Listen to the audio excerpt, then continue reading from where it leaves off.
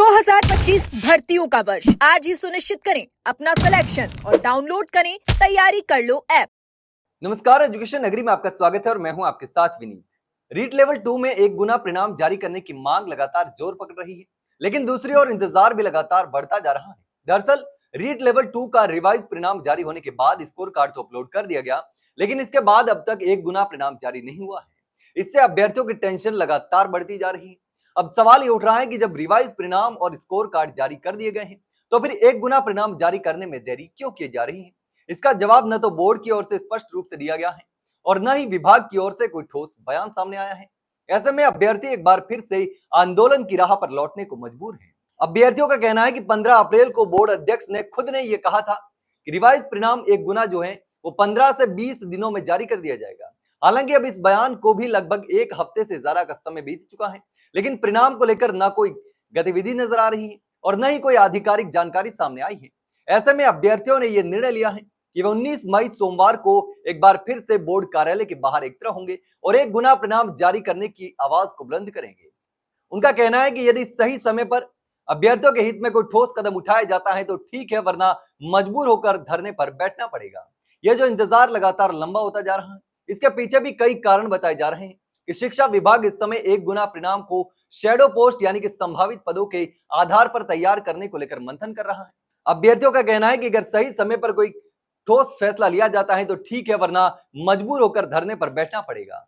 लेकिन ये जो इंतजार है वो लंबा होता जा रहा है और इसके पीछे ये कारण बताए जा रहे हैं कि शिक्षा विभाग इस समय 1 गुना परिणाम को शैडो पोस्ट यानी संभावित पदों के आधार पर तैयार करने को लेकर मंथन कर रहा है। इसका मतलब है कि विभाग अभी यह तय कर रहा है कि कितने पदों पर भर्ती की जानी है और कितने अभ्यर्थियों को दस्तावेज सत्यापन के लिए बुलाया जाना है।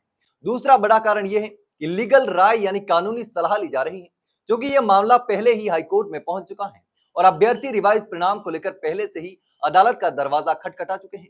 ऐसे में बोर्ड और विभाग दोनों ही बहुत संभल कर कदम उठा रहे हैं।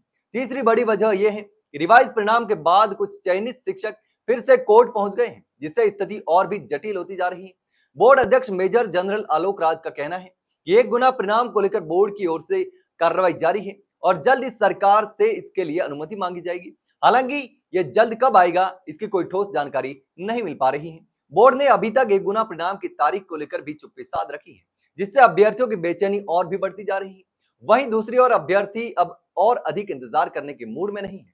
उनका साफ कहना है कि उन्होंने पहले भी धैर्य रखा और अब भी 1 महीना और इंतजार कर रहे हैं, लेकिन इसके बाद अगर कोई निर्णय नहीं लिया जाता है तो वे सभी साथी एक साथ जुटकर एक साथ तैयार होकर बोर्ड का रुख करेंगे और एक बार फिर से गुहार लगाएंगे। बोर्ड और सरकार से परिणाम जारी करने और न्याय देने की मांग करेंगे। अब अभ्यर्थियों की यह गुहार सिर्फ एक परीक्षा परिणाम के लिए नहीं, बल्कि यह एक उनके भविष्य और उनके सपनों की लड़ाई है।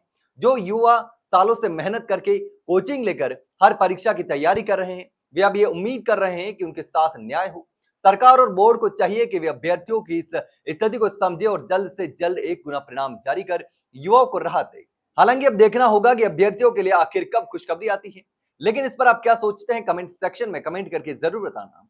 वहीं अगर जानकारी अच्छी लगी हो तो वीडियो को लाइक और शेयर जरूर करें और हाँ, चैनल को सब्सक्राइब करना ना भूलें। फिलहाल के लिए इतना ही, जल्द मिलते हैं एक नई जानकारी के साथ, तब तक के लिए नमस्कार।